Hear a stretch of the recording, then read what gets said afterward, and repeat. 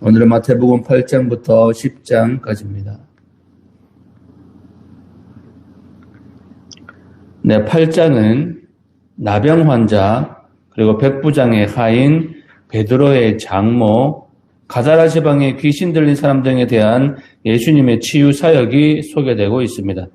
이러한 사역은 자연계를 지배하시며 사탄의 영까지도 정복하는 예수님의 능력을 보여줍니다. 따라서 8장은 천국의 실상과 권능이 당시 백성들의 실제적인 삶에서 이제 실현되고 있음을 나타내었다는 데 의미가 있습니다. 23절에서 27절을 보십시오. 이 사건의 목적이 무엇이겠습니까? 예수님께서 타신 배가 떠있는 바다에 폭풍이 일어나는 것이 왜 허용이 되었을까요? 27절에 그 해답이 있습니다. 이가 어떠한 사람이기에 바람과 바다도 순종하는가? 라는 의문을 가지게 하려는 것이 그 목적이었습니다. 예수님께서 자신이 메시아 되심을 증명하려는 것입니다. 예수님께서 폭풍을 잔잔하게 하심으로써 세 가지 일을 행하셨습니다. 첫째, 자신이 누구인지를 드러내셨습니다. 예수님께서는 모든 능력, 심지어 자연을 다스리는 능력을 가지고 계신 주권적 주인이심을 드러내신 것입니다. 둘째, 자신을 따르는 사람들의 믿음을 강화시켰습니다. 메시아와 구세주로서 우리를 돌보시는 분으로 그분을 믿는 믿음을 강화시킨 것입니다. 셋째, 모든 세대에게 그분의 돌보심과 능력의 생생한 모습을 보여주셨습니다. 그것은 삶의 모든 폭풍들에서 구원하시는 그분의 돌보심의 능력입니다. 그 폭풍이나 시련이 어떤 것이나 혹은 그것이 얼마나 무서운 것인가 하는 것은 문제가 되지 않습니다. 그리스도께서는 어떤 상황에서도 우리를 구원하실 수 있으며 가장 확실한 평온을 가져다 주시는 분이라는 것입니다.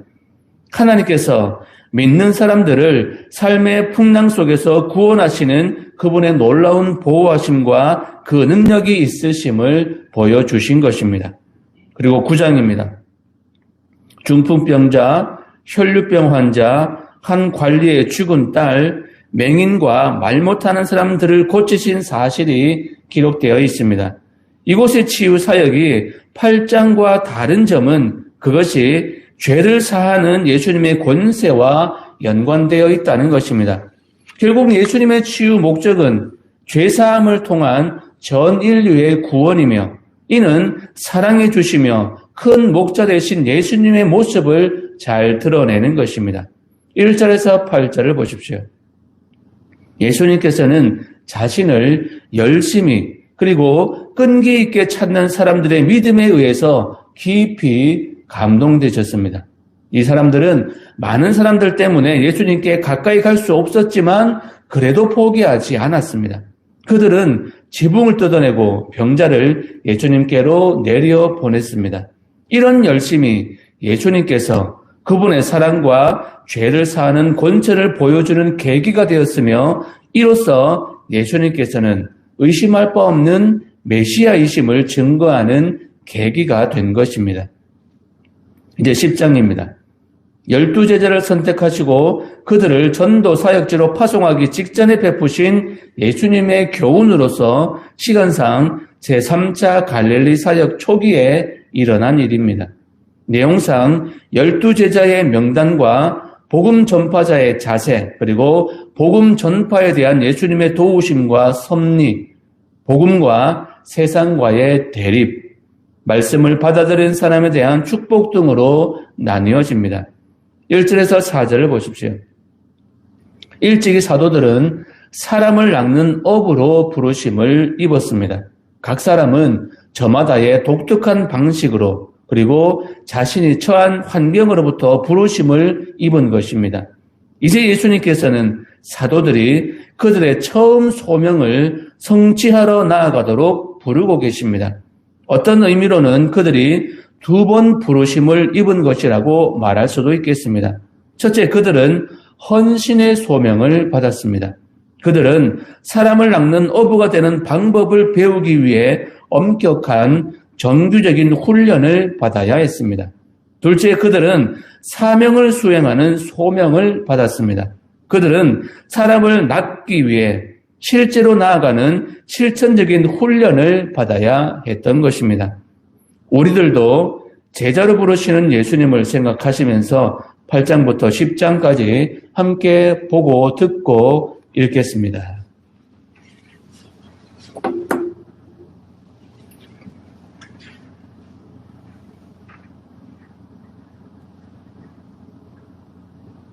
제8장.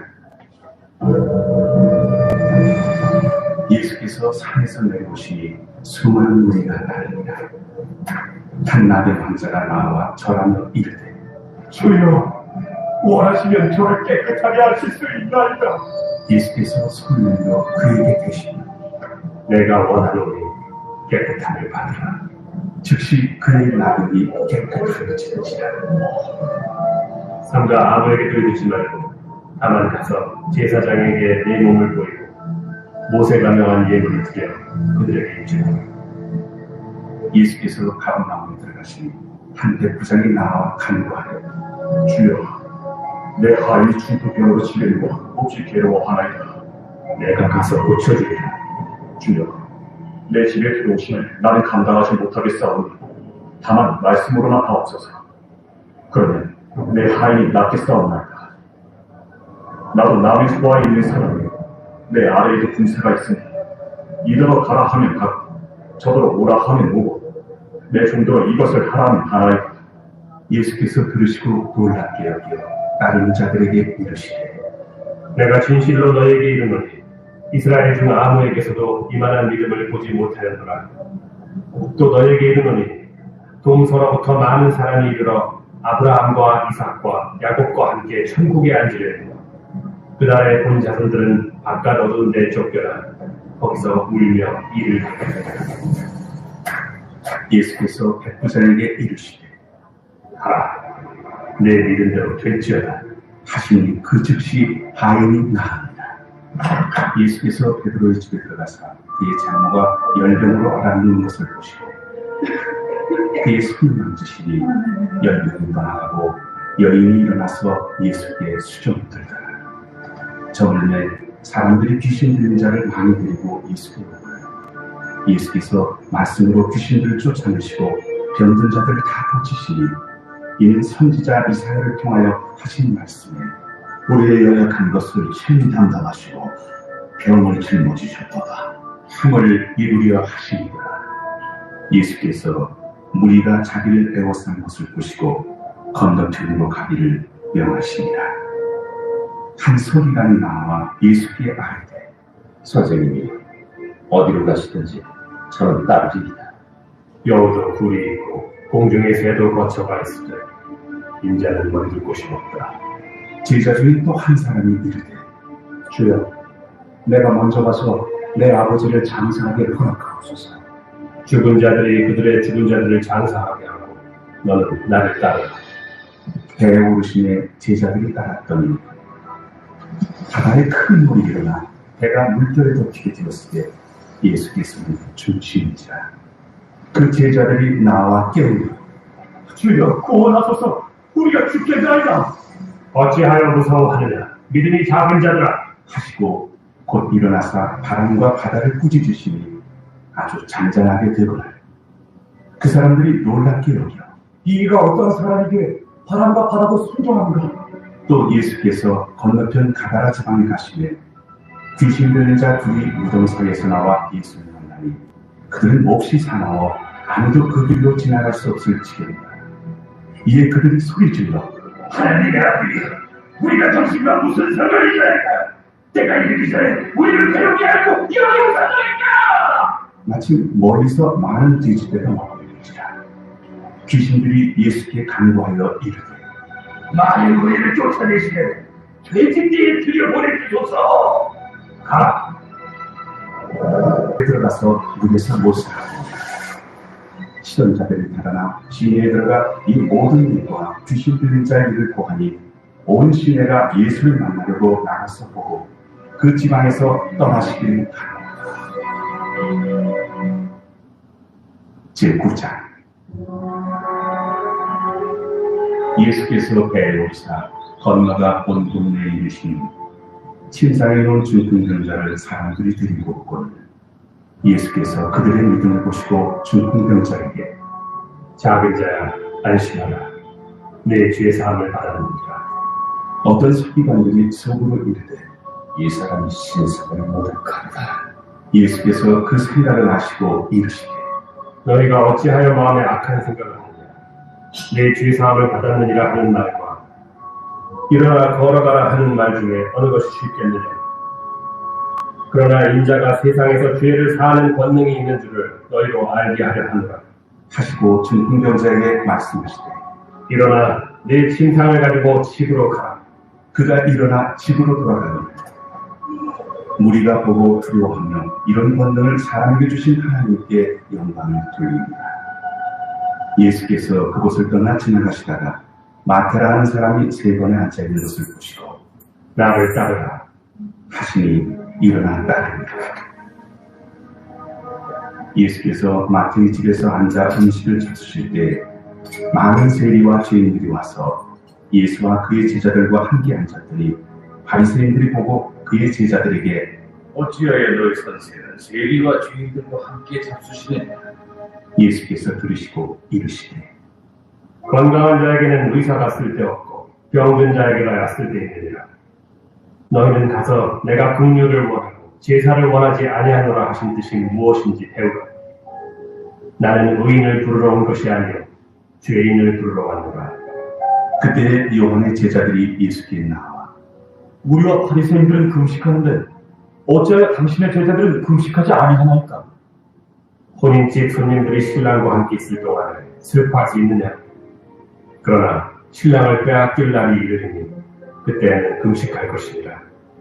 생배 조각을 낡은 옷에 붙이는 자가 없나니 이는 기운 것이 그 옷을 당기어 헤어짐이 더하게 되며 새 포도주를 낡은 가죽 부대에 넣지 아니하나니 그렇게 하면 부대가 터져 포도주도 쏟아지고 부대도 버리게 되며 새 포도주는 새 부대에 넣어야 둘이 다 보존되느니라.